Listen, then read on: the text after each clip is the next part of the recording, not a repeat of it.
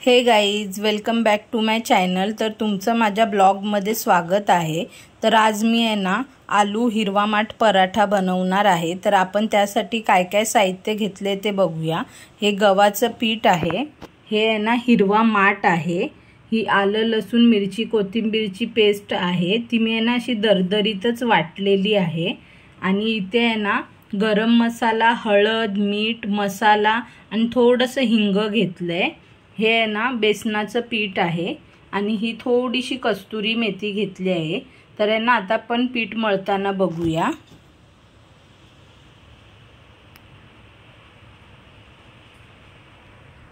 चला तर आपण आहे ना आता पीठ मळायला घेऊया। त्यासाठी ना आपण सर्वप्रथम गव्हाचं पीठ टाकूया। आता ह्यामध्ये ना आपण आलं लसूण मिरची कोथिंबीरची पेस्ट टाकूया। आणि हा आपला हिरवा माठ आहे, तर आहे ना त्याला चवलायची भाजी सुद्धा बोलतात, ते सुद्धा आपण ह्याच्यामध्ये टाकूया। आता इथं आपले सर्व मसाले आहेत ते सुद्धा आपण ह्याच्यामध्ये टाकूया।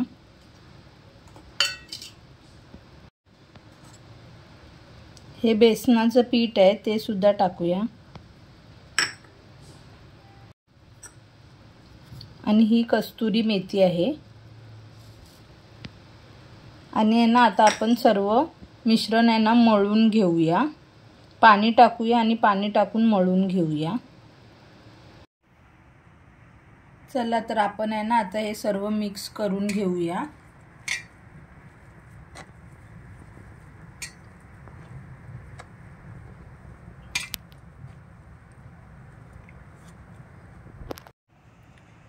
आता ह्यामध्ये ना आपण थोडं तेल टाकूया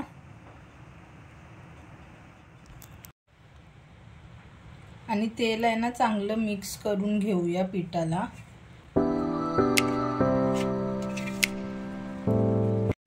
आता आहे ना हे बघा आपलं सर्व मिश्रण मिक्स करून झालेलं आहे। तर आहे ना आता आपण पाणी टाकून पिठाचा गोळा बनवून घेऊया।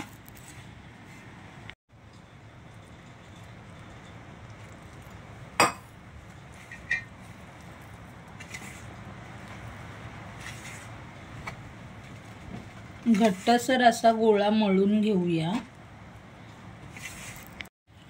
आता आहे ना आपला पिठाचा गोळा मळून झालेला आहे। हे बघा अशा प्रकारे आहे ना कडक ठेवा इथपर्यंत।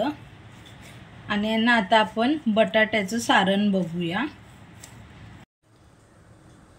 आता आहे ना आपण बटाट्याचं सारण बनवूया। तर त्यासाठी आपण काय काय घेतलंय ते बघूया।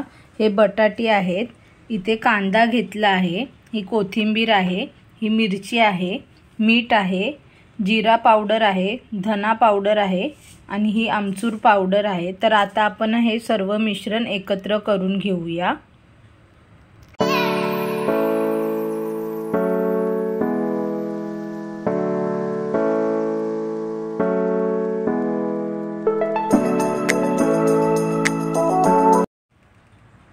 आता आहे ना आपण सर्व हे एकत्र मिक्स करून घेऊया।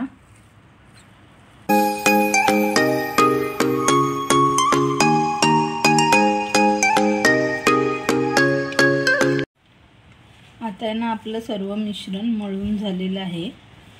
हे बघा असा याचा गोळा बनवून घ्यायचा आणि नंतर आता आपण पराठे करताना बघूया। आता आपलं सर्व सामान रेडी झालेलं आहे। इथे पिठाचा गोळा सुद्धा तयार झालाय आणि इथे हे बटाट्याचं मिश्रण आहे। आणि आता आपण आहे ना गोळे भरायला घेऊया।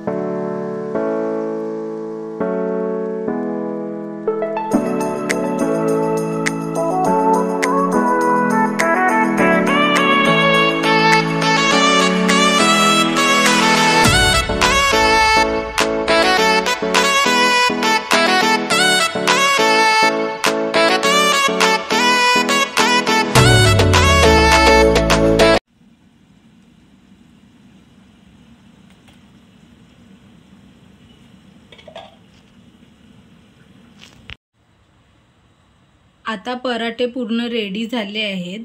जर तुम्हाला आवडलं तर कमेंट करून नक्की सांगा आणि माझ्या चॅनलवर नवीन असाल तर लाईक, शेअर आणि सबस्क्राईब करायला विसरू नका। आता भेटते तुम्हाला पुढच्या ब्लॉगमध्ये।